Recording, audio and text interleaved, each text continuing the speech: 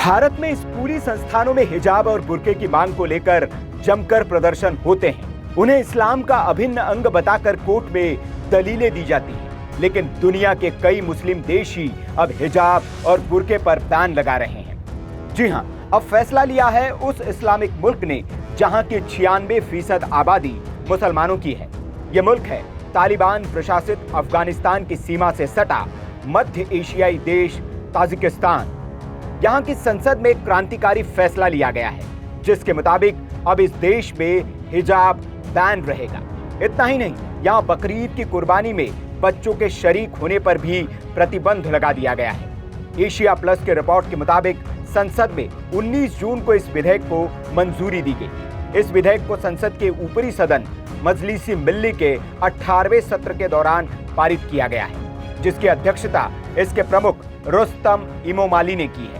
संसद के ऊपरी सदन मजलिसी मिल्ली में जिस विधेयक को मंजूरी दी गई है, उसमें विदेशी परिधानों और दो सबसे महत्वपूर्ण इस्लामी छुट्टियों ईद उल फित्र और ईद उल अजहा के लिए बच्चों के उत्सवों में शामिल होने पर प्रतिबंध लगा दिया गया है।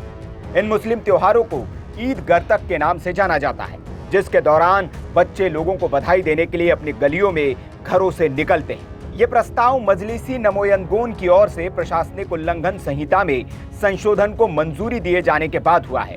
नए संशोधनों के मुताबिक कानून का उल्लंघन करने पर भारी जुर्माना लगाया जा सकता है।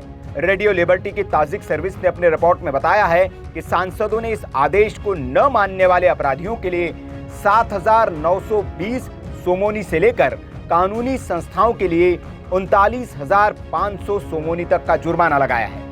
सोमोनी ताजिकिस्तान की मुद्रा है।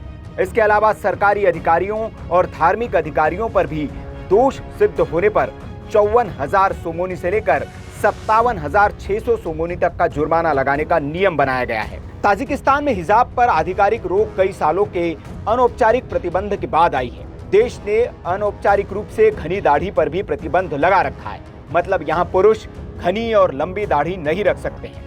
2007 में शिक्षा मंत्रालय ने छात्रों के लिए इस्लामी परिधान और पश्चिमी शैली की मिनी स्कर्ट दोनों पर प्रतिबंध लगा दिया था और बाद में इस प्रतिबंध को सभी सार्वजनिक संस्थानों तक बढ़ा दिया था। पिछले कुछ सालों में ताजिक सरकार ने ताजिक राष्ट्रीय पोशाक पहनने को प्रोत्साहित करने के लिए एक अभियान शुरू किया है और 2018 में सरकार की तरफ से पारंपरिक परिधान को लेकर गाइडलाइन भी जारी की गई है। खास बात यह है कि 2017 में महिलाओं के मोबाइल पर खास तरह के संदेश भेजकर उन्हें पारंपरिक पोशाक पहनने के लिए प्रोत्साहित किया गया था।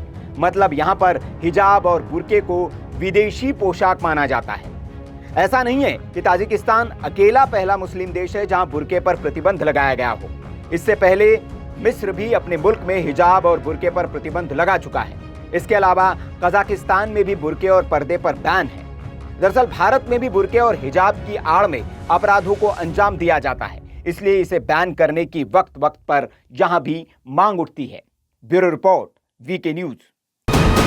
वीके न्यूज, राष्ट्र के नाम।